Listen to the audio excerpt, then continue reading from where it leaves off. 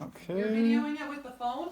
Yeah, I'm just gonna do the phone this time. Okay. Uh-oh. Alright, so we got 1, 2, 3, 4, 5, 6, 7, 8, 9, and 10. Okay. There you go. Thank you. Alright. So, I want to thank everybody for joining me. My name is Troy, and today I will be telling you about how to win an argument. Alright, so before we begin, I got a little video. Real quick, just a little short video. No, it isn't. It's just contradiction. Yes, it is. It is not. It is. You just contradicted me. No, I didn't. Oh, you did. No. It did, just now. No, nonsense. Oh, look, this is stupid. I came here for an argument. No, you didn't. You came here for an argument. Well, an argument's not the same as contradiction. Oh, turn it up a little bit. No, it can't. An argument is a connected series of statements to establish a definite proposition. No, it isn't. Yes, it is. It isn't just contradiction. Look, if I argue with you, I must take up a contrary position. But it isn't just saying no, it isn't. Yes, it is. No, it isn't.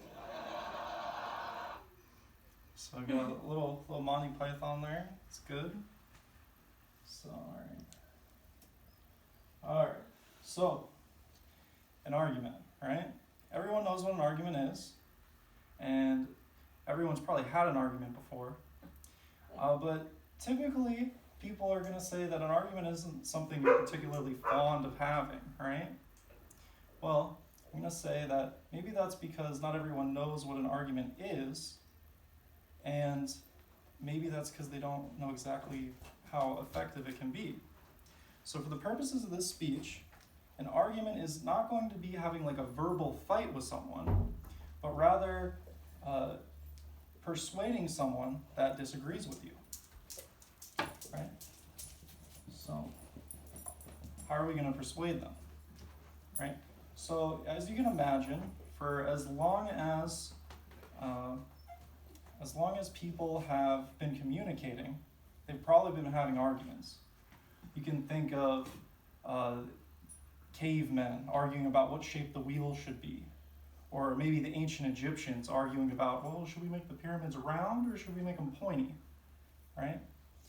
So it's no surprise that the techniques I'm going to be presenting to you today are actually not modern concepts, but something that's been around for thousands of years. And I'm talking about what was given to us by the great philosophers of Plato and Socrates, the concepts of ethos, pathos, and logos. All right. So let's break it down one by one. First, we have ethos, and I have for you a dictionary definition, some Merriam-Webster here, and it is the distinguishing character, sentiments, moral nature, or guiding beliefs of a person, group, or institution. That's a bit much to chew, right? That's a lot of words, but really when it comes down to an argument, it's establishing your credibility. You want to make sure that people think that you're okay to talk about what you're talking about. So for example, you might be thinking, well, what makes you able to talk about how to win an argument? What makes you credible to be talking about that? Well, what if I told you that I was the lead debater in my debate class in high school? Well, that's not true, but if it was, or you believed it was, you'd probably be more inclined to listen to what I have to say. All right, so on to the next one. The next one is going to be pathos, and again, I have another Merriam-Webster definition for you. And pathos is the emotion of sympathetic pity.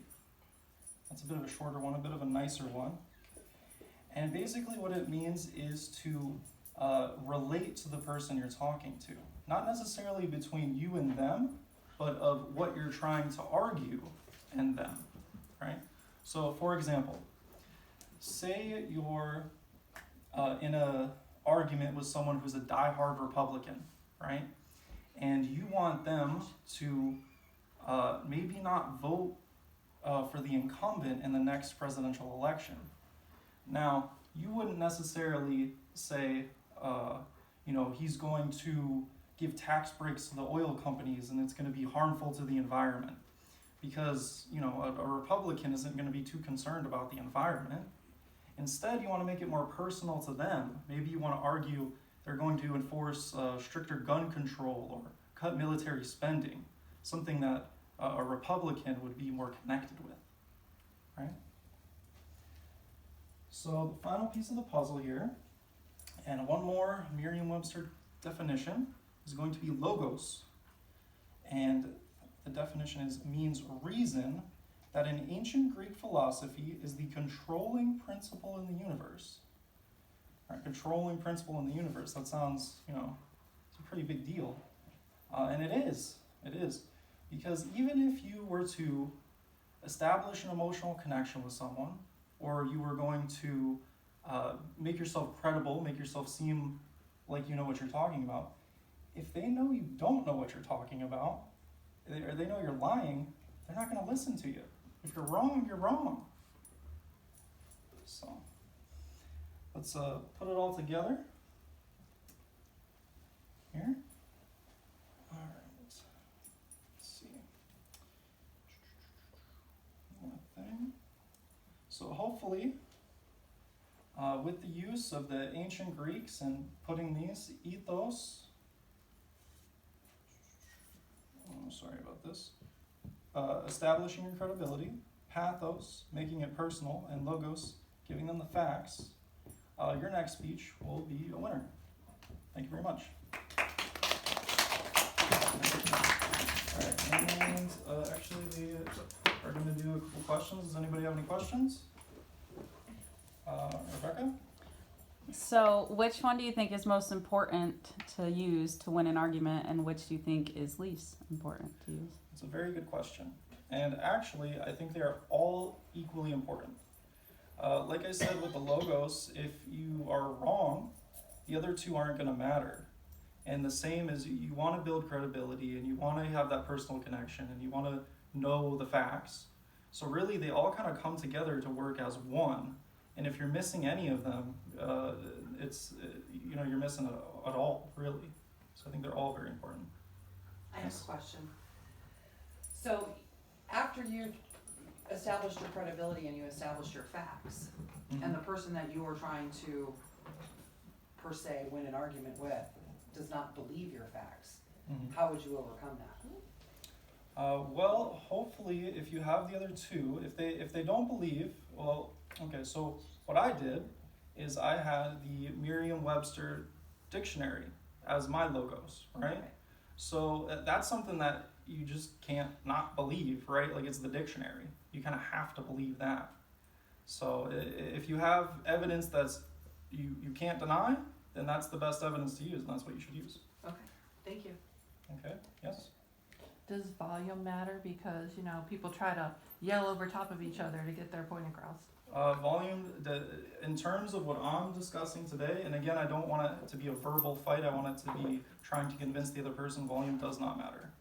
Although I think that's an easy trap to get into when arguing. Okay? Anything else? All right, thank you very much.